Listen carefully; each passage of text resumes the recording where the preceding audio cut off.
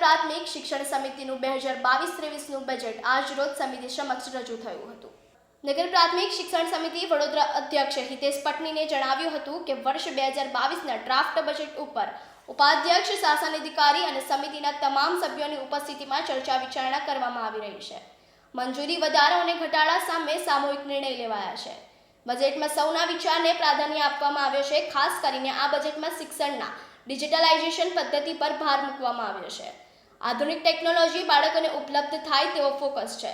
નવી education policy અંતર્ગત શાળાઓમાં નવા ઇન્ફ્રાસ્ટ્રક્ચરને ધ્યાનમાં રાખી બજેટમાં જોગવાઈ કરવામાં આવી છે। આ ઉપરાંત બાળકોનું શિક્ષણ સુધરે અને ગુણવત્તાયુક્ત શિક્ષણ મળે તે દિશામાં પણ ભાર મુકાયો છે। વિદ્યાર્થીઓનો એકેડેમિક જ નહીં પરંતુ સર્વાંગી વિકાસ થાય તેવું ધ્યાન અપાયું છે। બજેટ દ્વારા બાળકોને આધુનિક ગુણવત્તાયુક્ત શિક્ષણ મળે તેના પર ધ્યાન કેન્દ્રિત કરવામાં આવ્યું છે। અત્રે નોંધનીય છે કે વડોદરા મ્યુનિસિપલ કોર્પોરેશન હસ્તકની નગર પ્રાથમિક શિક્ષણ સમિતિ શાળાનું વર્ષ 2022-23નું બજેટ આજે સમિતિ સભામાં રજૂ થયું છે। સમિતિએ સભામાં બજેટ મંજૂર કરીને અંતિમ મંજૂરી માટે વડોદરા કોર્પોરેશનની સમગ્ર સભામાં મોકલી આપશે। વર્ષ 2022-23નું ડ્રાફ્ટ બજેટ પર અત્યારે મારી સાથે મારા ઉપાધ્યક્ષ ડૉક્ટર હેમાંગભાઈ જોશી, શાસન અધિકારી ધર્મેન્દ્રસિંહ ચુડાસમા અને મારી સમિતિના સૌ સભ્યશ્રીઓ અત્યારે આ ડ્રાફ્ટ બજેટ પર અમે લોકો ચર્ચા કરી રહ્યા છે અને મને કહેતા ખૂબ જ આનંદની લાગણી થાય છે કે દરેક સભ્ય ખૂબ જ ઉત્સાહપૂર્વક આ ચર્ચામાં ભાગ લઈ રહ્યા છે। બજેટના એક એક હેડ પર ડિટેલમાં ચર્ચા થાય છે અને એ પછી એ હેડને મંજૂરી, વધારો, ઘટાડોનો નિર્ણય કરવામાં આવે છે અને આ સમગ્ર નિર્ણય સામૂહિક નિર્ણય છે। સૌના વિચારને આમાં પ્રાધાન્ય આપવામાં આવેલ છે અને દરેક સભ્ય ખુલ્લા દિલથી પોતાના વિચારો વ્યક્ત કરે છે।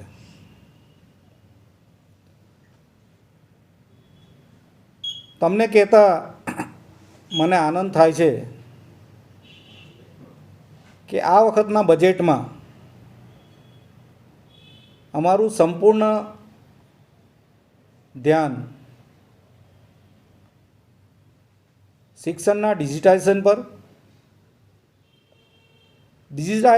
ડિજિટાઇઝેશનમાં પણ જે આધુનિક ટેકનોલોજી ઉપલબ્ધ છે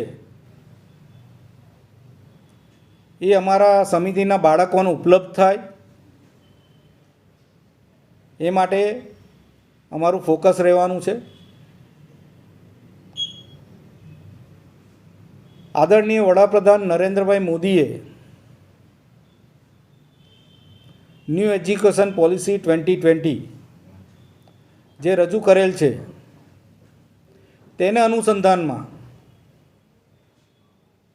શાળાઓમાં જે કંઈ નવા ઇન્ફ્રાસ્ટ્રક્ચરની જરૂર પડવાની છે તેને ધ્યાનમાં રાખતા આ બજેટમાં અમે જોગવાઈ કરવા જઈ રહ્યા છીએ। આ ઉપરાંત